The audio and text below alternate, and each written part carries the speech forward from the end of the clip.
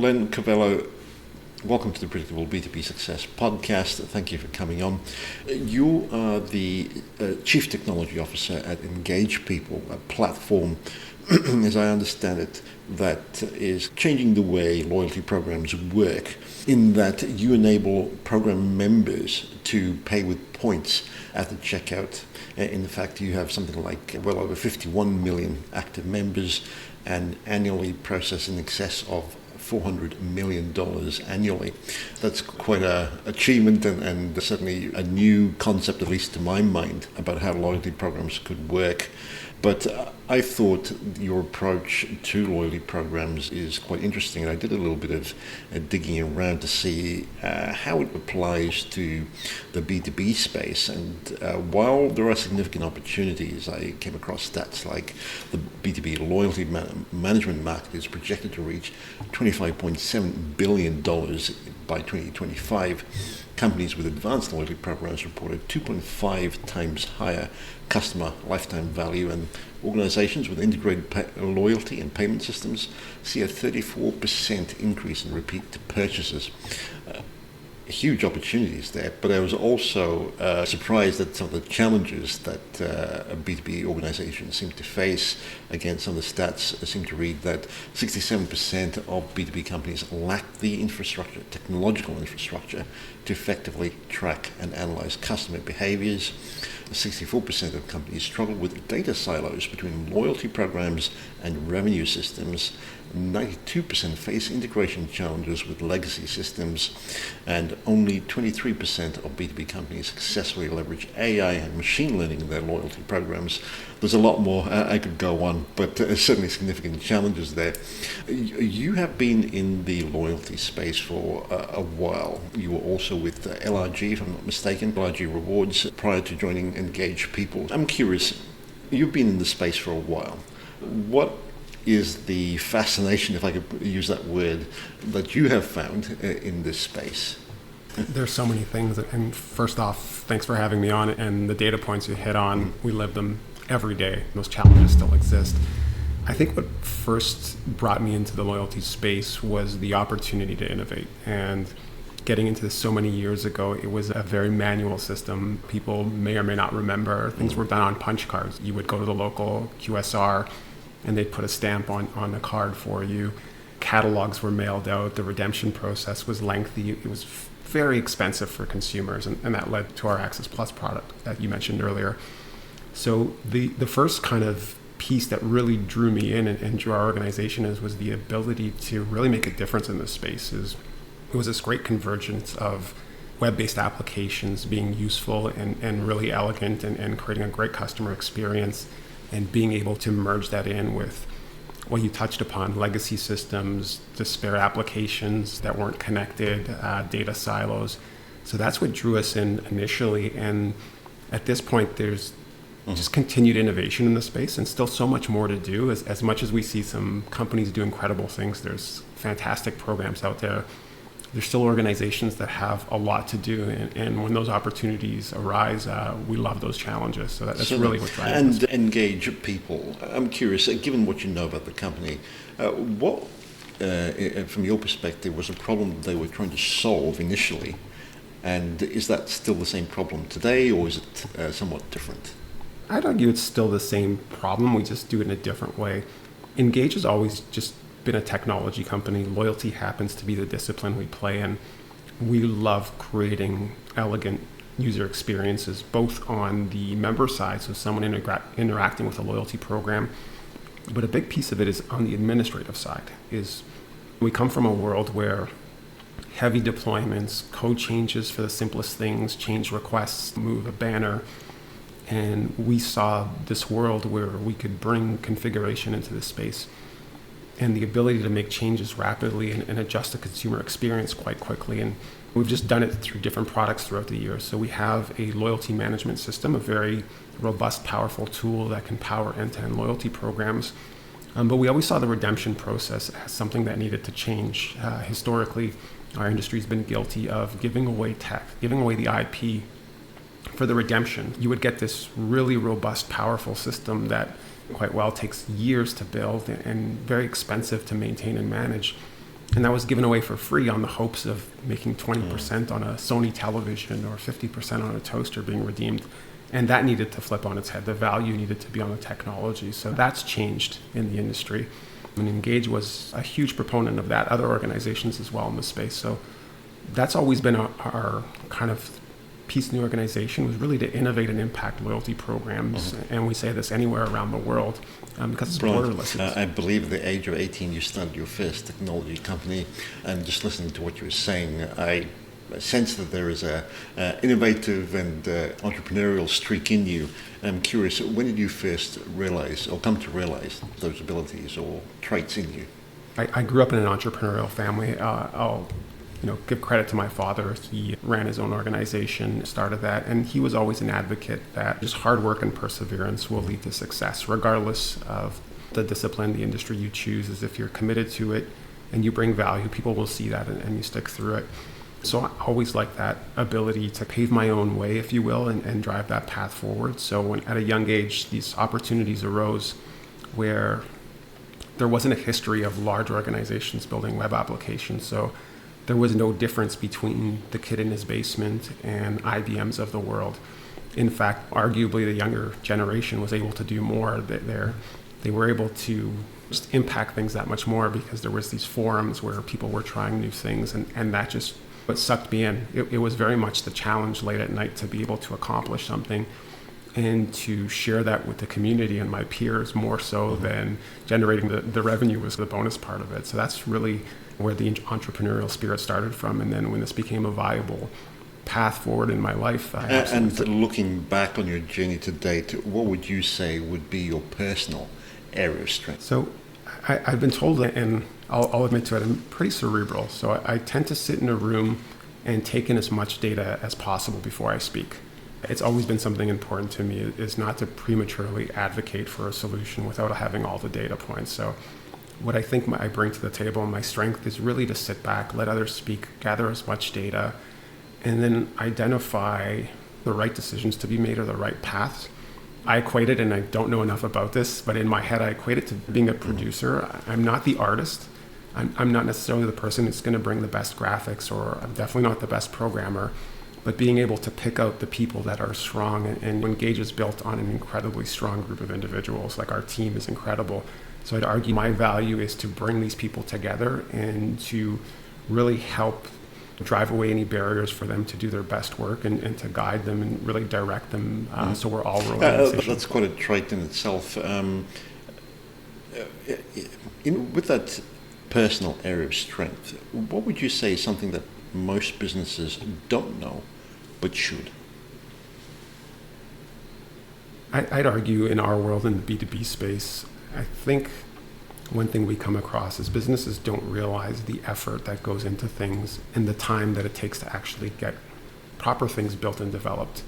I think they do know it, but people don't want to acknowledge that. So what we see is a lot of businesses are looking for a quick win, a quick path to success. And there's that meme or that graphic online, you can have it good, fast, or cheap, but you can't have all three. And I think a lot of businesses do need to take a step back, not be so emotional, and understand that achieving great things, while it doesn't take 5 years, there's no 3-month or 6-month solution. And I think businesses have to acknowledge that, and they'll already start off on the right foot. It's interesting that you say that, because in thinking about loyalty programs, in a lot of conversations that I have heard, or been a few conversations I've been part of, I almost get the feeling that people seem to, or companies or organizations seem to want loyalty programs because it seems like the right thing to do or a nice thing to have. And I wonder, given your experiences and observations to date, whether you would try and reframe that outlook or perspective to one where it could potentially align with an organization's business objectives. And if so, what does that reframe or framework that you would walk people through look like?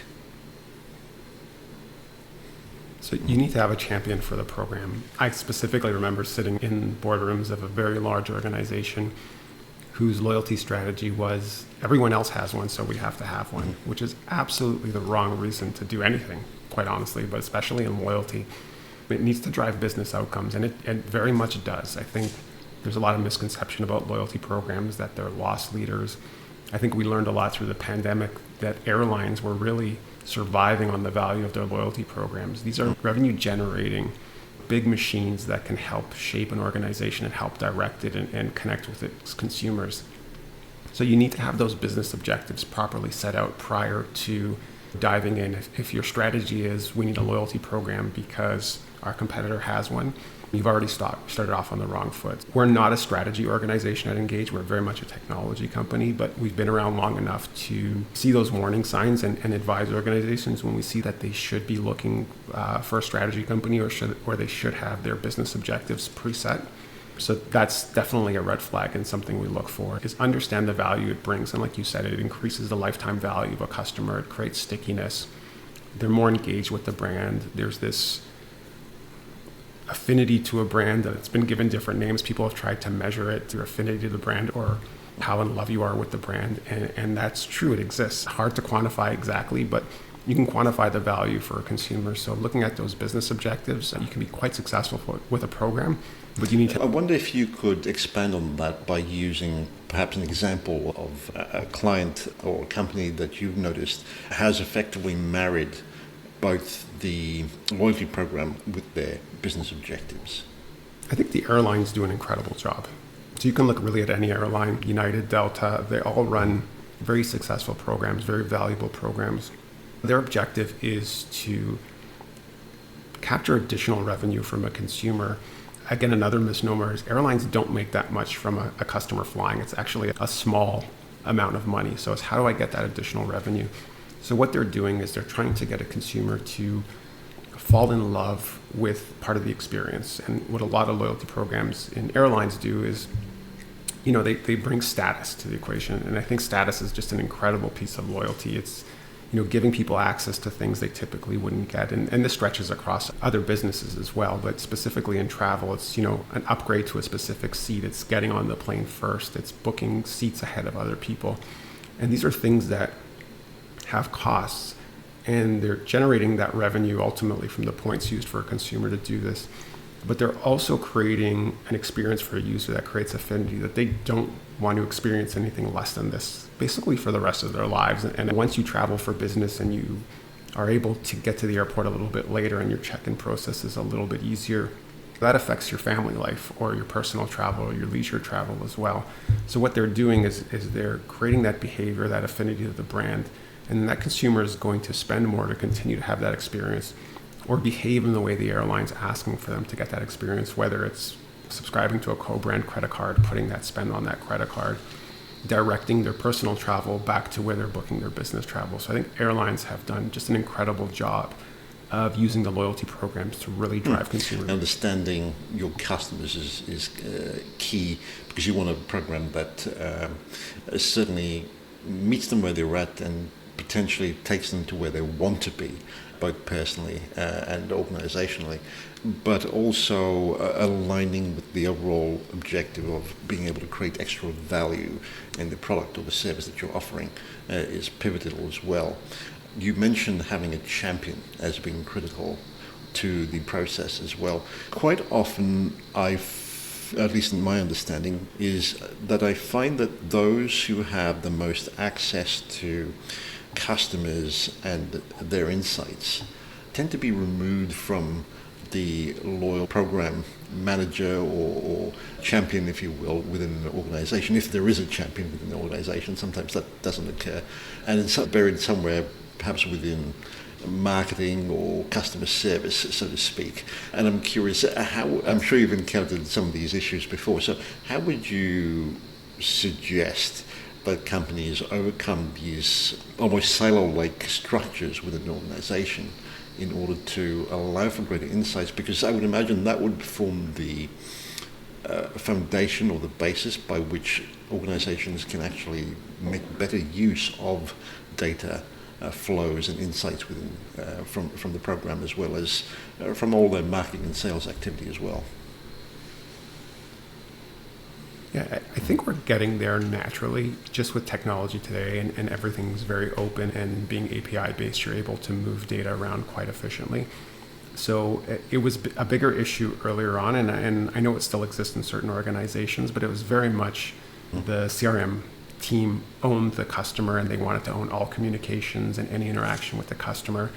And again, back to our earlier topic about who was really driving loyalty. Sometimes it was just, hey, marketing team, we need a loyalty program, and that was your champion. And they didn't have necessarily access to this information. We're seeing that go away, definitely. People understand the value of these programs, and there's communication. And we're bringing everyone to the table and really identifying the value to each part of the organization. That's key. If you're going to run a program or start a program and do it in a silo, you're pretty much doomed as well, because you really need to move that data around. As much as a loyalty program is a relationship between a consumer and an organization, that's a relationship internally as well for the business. So the business needs to move the value across all the departments. There's value in accounting, the revenue that it generates, the liability that's being taken off the books as well. There's value there to the organization. People seem to think it's a headache or an expense for the CFO, but there's value there. For the marketing team, there's so much additional insight you get from a loyalty program, the communications, all the different touch points that exist. Sharing that value and having a very open conversation across the organization is pivotal to bring everyone to the table. If you can't do that, if you can't move that data around, if the behaviors you're trying to drive aren't organizational goals or organizationally focused, your opportunities for success are very minimal. I'd like to go back to this perspective of and an understanding of the customer. I have read and heard about loyalty programs being launched, run for a time, and then being shut down at what I would imagine to be quite an expense, given the whole exercise. And I would, again, on the face of it, I would read that this occurred because of a lack of understanding of their customers and their aspirations. What would you recommend companies do in order to ensure that they have a proper understanding of their customers and their aspirations in order to set up the right kind of program, let alone the tech stack behind it as well? So it's in the data. When we're critical of programs in our industry, and it's a wonderful industry, even competitors, we get together at conferences and we talk and we discuss these things. There's so many organizations that have just copious amounts of data, just incredible information on their customers, and they still make mind-boggling decisions. That, I think that's the nicest way I can put it, is they're promoting things to consumers that they have the data to understand the segmentation and what people would typically be looking for, how they want to be communicated, where they want to be communicated to, the types of offers.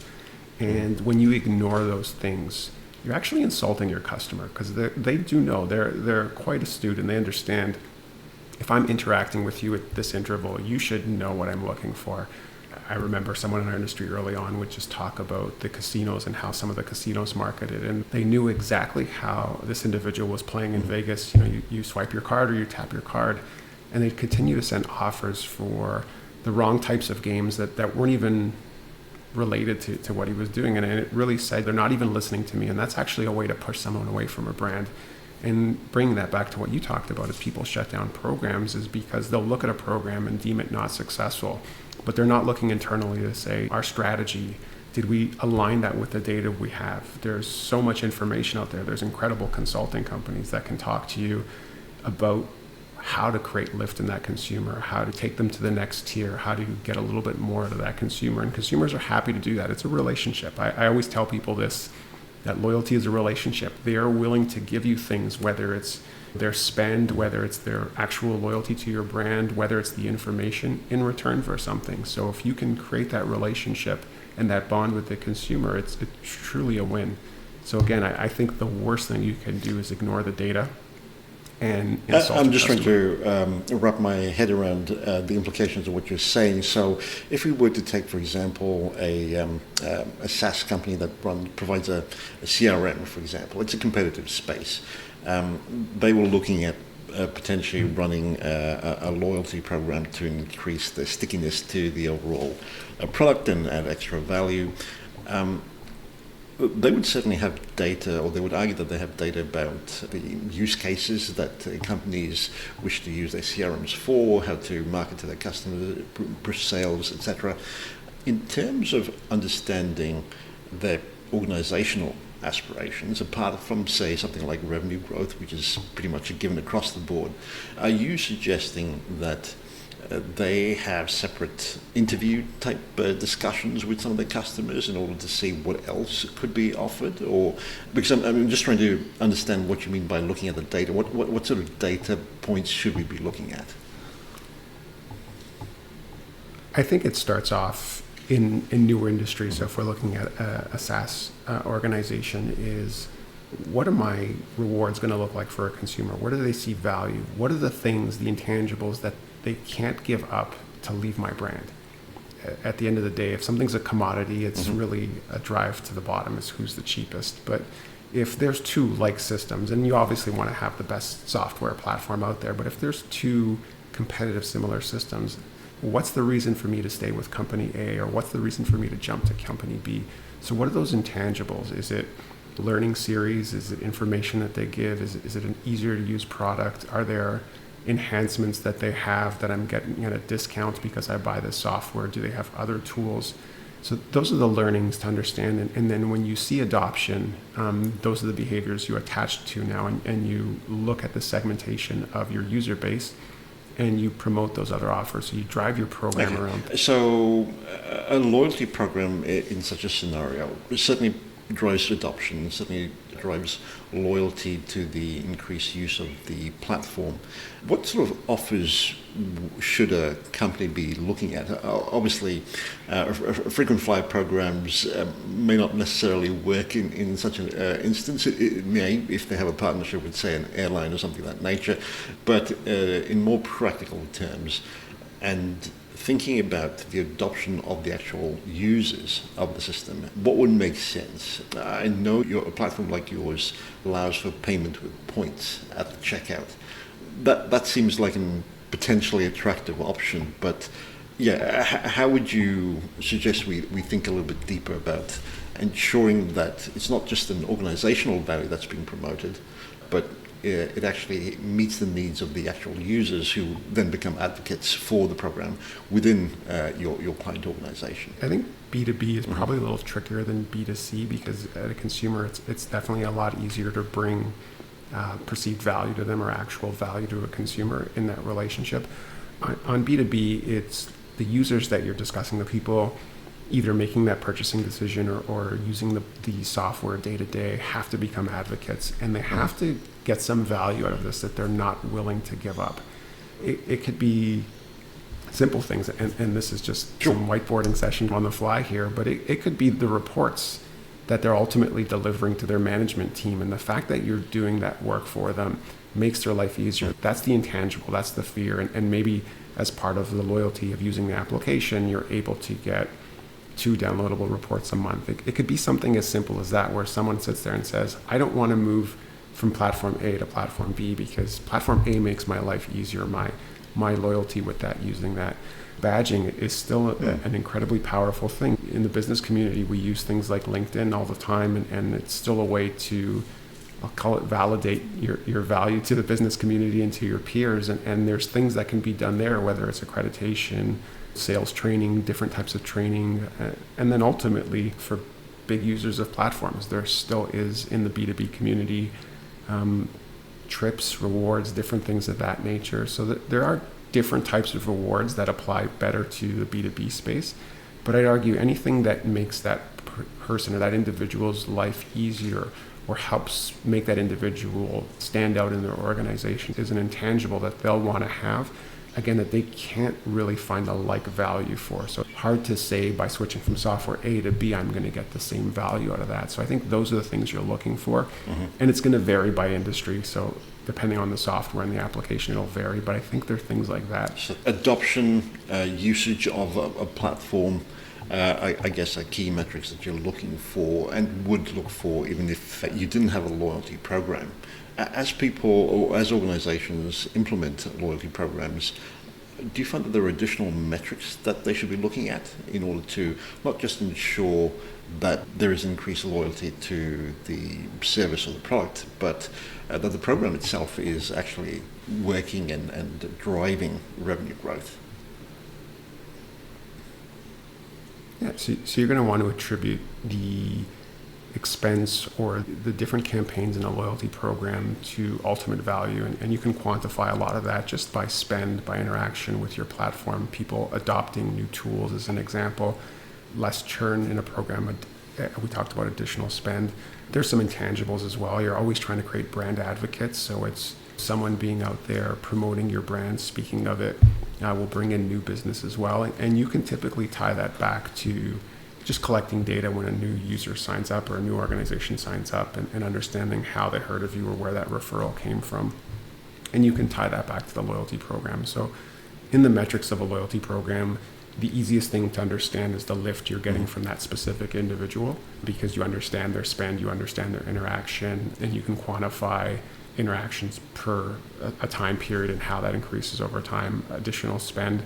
But it's a little trickier, but also great value in understanding that emotional connection you have with the consumer and the advocacy they put on your brand. And that's something that actually has tremendous value. So being able to measure that really shows a lot. And I'm curious, how would you suggest that we measure that emotional connection? Is it just sentiment analysis or from online presence of individuals, or is there more to it that you're finding works particularly well to be more of a leading indicator as opposed to a lagging indicator?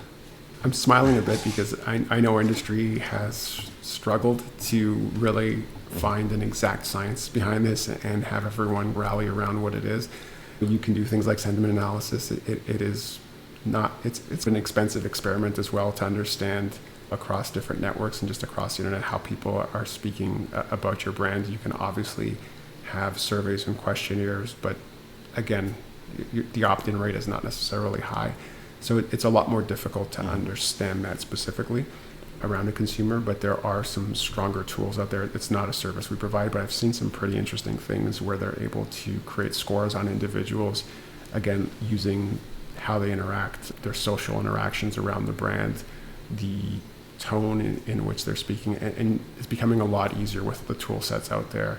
Some of these AI engines that are able to give you a sense of how a consumer feels about your brand just by looking at and analyzing whether it's video, audio, pictures, and especially the text is quite easy to do. So things like this all contribute to the score, but it's, like you said, it's a lot of different ways to do this, but I don't know, or I at least haven't seen the perfect score or the perfect science. And I guess a couple of platforms that are on your radar at the moment, or you would recommend or suggest? So there's some AI tools out there that have been doing this for some time. It's funny, they've pivoted over the years. One called Rad AI as a company, North American one, that does sentiment analysis, and I think they started originally in the news space, in the media space, as far as generating content and creating content, and they've pivoted, understanding what their tool set can do. So tools like this, I think, bring great value to lay on top of your CRM tools, and anywhere you're gathering content from a consumer, reading the emails or the support requests for consumers, any interaction with that you have with them. There's some cool tools out there like that do some pretty impressive things. I mentioned a disconnect between tech stacks or technology solutions within organizations being a key challenge to implementing loyalty programs, especially in the B2B space. When thinking through implementing a loyalty program, certainly having a champion helps. I'm assuming there probably needs to be someone in the technology space as well, or under the CTOs, who also champions it within their department. Am I thinking correctly here, or would you suggest a different framework for implementing a loyalty program, both from a marketing or customer service point of view, as well as the technology perspective? No, I think you hit the nail on the head. Is you're going to want to get as high up as possible, typically talking to people like solution architects that understand the big picture and understand how to bring large data sets together and how you can use different tools. Again, we're spoiled in today's day and age. There's a lot of different applications out there, tool sets that we can use. We tend to move data into data lakes quite nicely, and there's EDI tools that can help with that, or ETL tools that can help with that as well. So there's a lot of ways to fix the issues we used to have in the past, if in fact there are issues.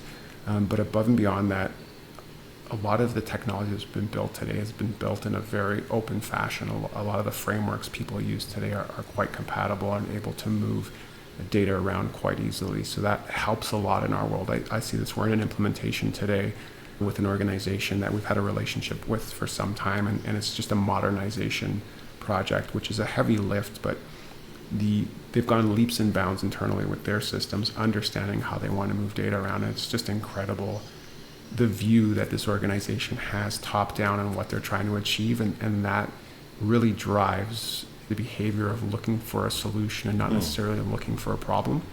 And I think the right people, again, back to solution architects, are very helpful, and having those people in as advocates on day one make the overall success of the program that much more achievable. And as a program scales, obviously there are new challenges with scaling both technologically as well as being able to service the program. Would you say that needs to be catered for quite early on in the implementation stage, or is that something that can be addressed down the road? It should be addressed on day one, understanding who you're working with as an organization, and that they've addressed scalability. There's those misnomers out there that you can just throw money at infrastructure and it'll scale. And it's just not proportionate. At some point, you're spending way too much and not getting the ROI on that. So having applications that have been built for scale early on are key. So you really want to ensure the tool sets you're using, the technology stack that you're implementing, and the partners you're working with can handle that and have a proven track record to handle that. It's not a problem that you want to address when it surfaces, because that's typically going to lead to frustration with consumers, frustration with both your public consumer, your internal consumer in a B2B space when applications become unavailable. Simple things, database deadlocks where data's gone missing and you're sifting through application logs to solve for these problems is just not a fun place to be. So I'd argue you need to address that. And coupled with that, issues around security, as well as having data in places that are perhaps not quite as secure as others. Given that and the potential for loyalty programs, would you recommend that at an executive level within the organization, there should be someone at the table who's able to report and speak for the loyalty program and what it's doing for the organization, given the potential impact it really has, not just on loyalty, but revenue growth and other factors as well? Absolutely. Most large organizations, you'll hear their CEOs talk about their loyalty programs. They'll make it into their quarterly reports to their shareholders. That should give you a sense of the value of these programs. So it very much needs to be spoken to at that level. You need champions for these programs to be successful. You touched on something that I think every organization deals with in one way or the other these days, with risk and compliance and security. And that can stop really any technology implementation from moving forward, if in fact they want to. So you need to have the proper investment to put the right things in place to ensure your application is secure, it checks the right boxes, you're dealing with partners that have the accreditation, that have the appropriate designations. We deal with PCI and SOC 2 and different ISO standards in our world, and they're imperative. We've got consumer data, breaches, things of that nature would be hugely detrimental to the brand. We see that happen in the world today. And you're not able to really get the costs approved to implement something of that size with this level of rigor and this level of compliance if you don't have champions up at a high level, whether it's the C-level or SVPs or VPs. They definitely need to buy into the program for it to be successful. I wonder if there are conversations that you've been privy to where you're finding competitors to an organization are quickly catching up and copying similar loyalty programs.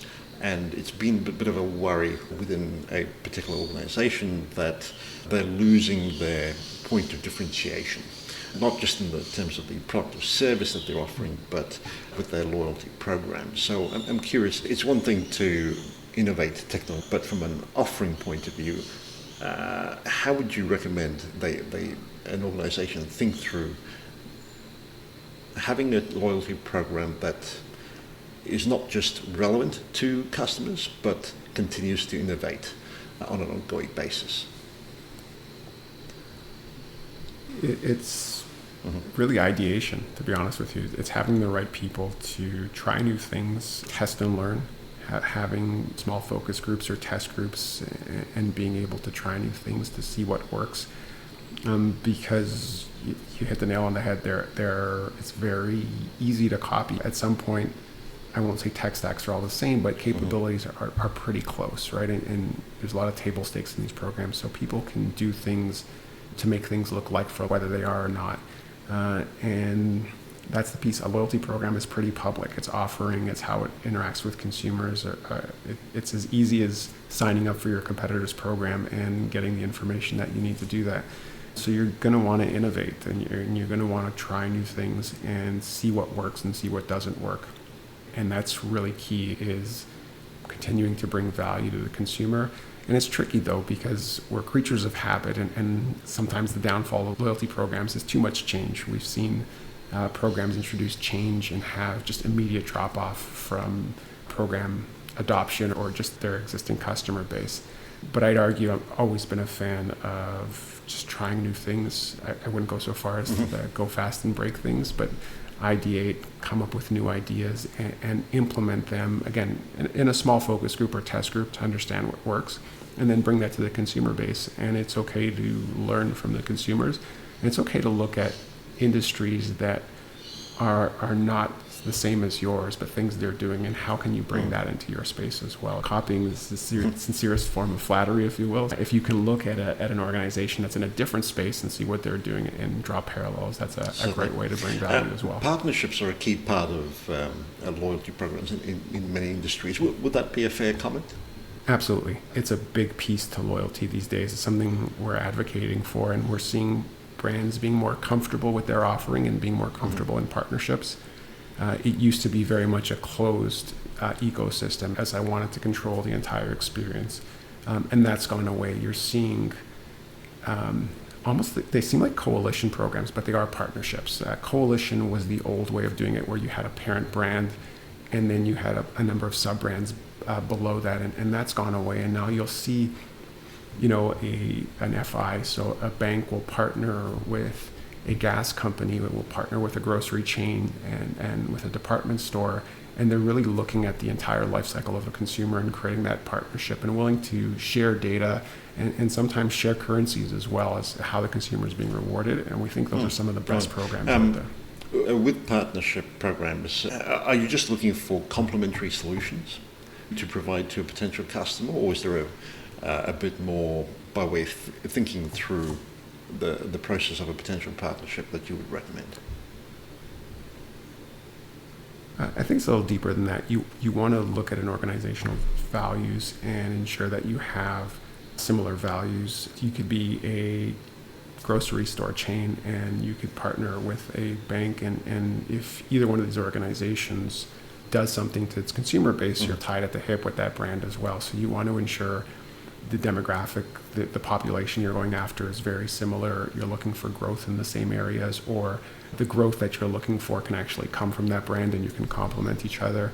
So I think before you get into just the financial implications of growing your overall base, it's really understanding the values of that organization, what their goals are, and then looking at things like that and ensuring you can work with that organization as well. So you got to have a lot of trust in your partnerships as well. So I think it is deeper than just the loyalty programs. There's obviously a lot we could dive into, and I'm just conscious of time. With the perspective of implementing loyalty programs in B2B organizations to ensure that it drives revenue growth, are there perhaps a couple of areas that you find doesn't get talked about very much? If so, what would they be? Hard for me to say things don't get talked about because I live it day to day, so there's a lot of discussion about these things. I think it's really tough to say it doesn't get talked about. I think we have a strong onboarding process, so a lot of conversation. I apologize that I don't have a lot of misses when it comes to this. Not something I'd see. Again, I think this industry has matured a lot. So the people that are driving this are really well versed in programs and really on the ball. So when we get together and have conversations, they've done a lot of reading, a lot of research, attended conferences. Okay, so I don't think much gets... Now, I'm curious, given Engage People's journey to date, what would you say more recently has been a key driver of revenue growth for them? For Engage, it's been the adoption of paying with points. It's that ubiquitous currency that's out there today, and it's been championed by organizations such as ourselves and some of the largest organizations in the world. Our partnership with Amazon, so we are the technology provider behind Amazon's Pay with Points, which is clearly a good partner to start this journey off with, has created this expectation for consumers, and it's, I think the right one is that currency is mine, it's got value, and I want to be able to use it when I want, where I want. And as we continue to, I'll call it, break down barriers for that, we've introduced this at POS where you can tap your card and use your points there, as well as consumers are looking for that extra sleeve in their wallet, especially when we were going through some economic hardships where I wouldn't call it a recession, but cost of living went up and people were looking for different ways to subsidize those increased costs, knowing that they could use those points not just for the hotel stay, for the flight, or for the TV. Being able to get my cup of coffee with the points I earned in a non-QSR program, being able to pay for my groceries, being able to go onto Prime and redeem for something using my points to get that product is really driven a lot of growth and driving a lot of really cool things we're talking about with companies now. So that's where Engage is seeing a lot of this growth. I'm curious, given you've been in the tech space for quite a while, is there a framework that you use for evaluating new technologies against revenue impact? So we've gone through enough hardship to understand when we're looking at new technologies, really not jumping onto something new for the sake of it being new or for some short-term gain or value. So when we look at technologies, it's got to be pretty robust. They've got to check all the boxes for security. That's just a non-starter today. And then just overall adoption as well. We can't afford at our size to try something new that may or may not last or may not be around.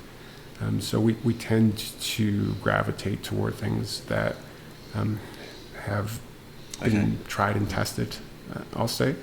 So we're not going to be the first to adopt new technologies. We're definitely at the forefront to try new things with those technologies, but we wouldn't jump ship on a framework we're using today just because we saw some additional value, or wouldn't move from a database structure, a SQL to NoSQL database, just because it could do a few extra things for us. There's huge implications to making them. Is there, I guess, a question that you're going, Vinay, come on, pull your head out. You should have asked me this in regards to loyalty programs as well as looking at it through the lens of revenue growth. I always just let people know, whether they ask the question or not, that loyalty programs work, and the big misconception is that using your points, that burn, that revolving kind of currency, brings value across all aspects of a program. So that's typically the question that some people may ask, or they'll sit there and say that the CFO doesn't want these points to be burned because it's technically a liability on the books that you can write off, and that's not the case. Is a successful program has members using their rewards, whether it's points, whether it's miles, flights, whether it's redeeming for a free month of service in the B2B space, whatever that is, because ultimately that shows the program's working. It's showing a consumer is interacting with the brand, they're achieving something, and they see enough value in that something that they've achieved that they want to use that as well.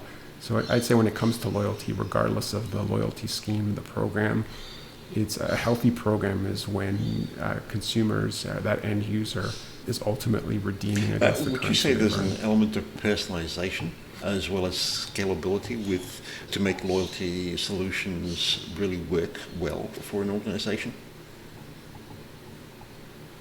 Absolutely. I think personalization is a given, quite honestly, and apologize if that comes across as just something that's so absolute, but we've got the tool sets to drive personalized offers. It's back to what we were talking about before. When you're ignoring a consumer or you're not speaking to what they want to hear, offers have to be personalized. Experiences have to be. It's just so easy these days. We have so much data, so much information. And it needs to be nuanced. Personalization works well when someone doesn't realize it's happening. It's just they're interacting and it's so fluid with a brand. But only when you take a step back would you realize that everything I'm seeing, how I'm interacting with whatever that may be, a website, an app, software that I'm using, does need to be personalized for me. And again, it should be just... This has been fascinating, Len. If you were to wrap up, if you were listening to this episode, what would you say would be your top takeaway? If you don't have a program, regardless of whether you're B2C, B2B, regardless of the space you're in, there isn't a one size fits all, but there is an element of loyalty that can work in your space. And I think investing in these programs does bring a long-term value to organizations. So I'd say be an advocate for these programs or these types of methods within your organization, and you'll see the benefits for them. So that would be the piece I'd take. And if listeners, those watching, are curious, want to find out more or connect with you, where would you recommend they head to? LinkedIn is best, so you can look up Engage People or myself on LinkedIn and feel free to send a message, and we respond to everything. We love those interactions with consumers, typically in a private chat. I'm not a public forum type of person, but reach out and we'll be happy to connect and talk. We'll include links to that in the show notes. Len, thank you so much for doing this. It's been brilliant. Thank you so much for having me.